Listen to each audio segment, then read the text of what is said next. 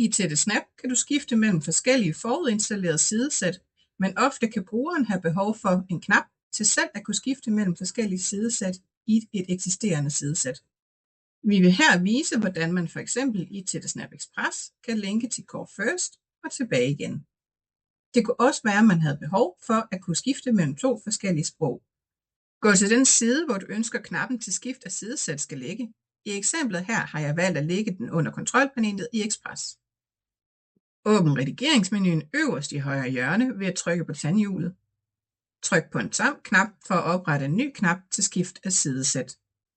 Under fanen knap og menuen indhold kan du tilføje handling til knappen.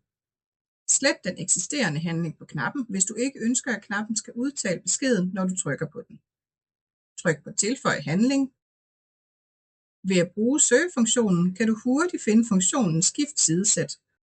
Du kan føje den til dine favoritter ved at markere stjernen, så den ligger øverst næste gang du vil tilføje en knap til skift af sidesæt. Tryk på opret sidesæt og vælg eksempelvis Core First på dansk. Tryk udført for at se, om det virker. Nu skal vi også kunne komme tilbage igen, så nu gør vi præcis det samme fra Core First til Express.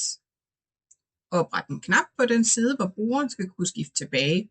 Det kunne fx være i værktøjslinjen i Core First. Åbn redigeringsmenuen. Vælg din knap. Slet den forudinstallerede handling for ikke at få knappen oplæst. Tryk på tilføj handling. Vælg skift sidesæt under dine favoritter. Udover opret sidesæt finder du nu også en liste af eksisterende sidesæt. Vælg Express, som er det sidesæt, du kom fra.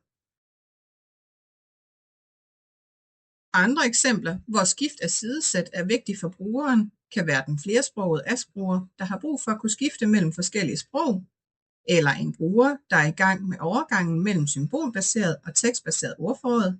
Det kan også være, at du har brug for at skifte til en individuelt tilpasset tom skabelon.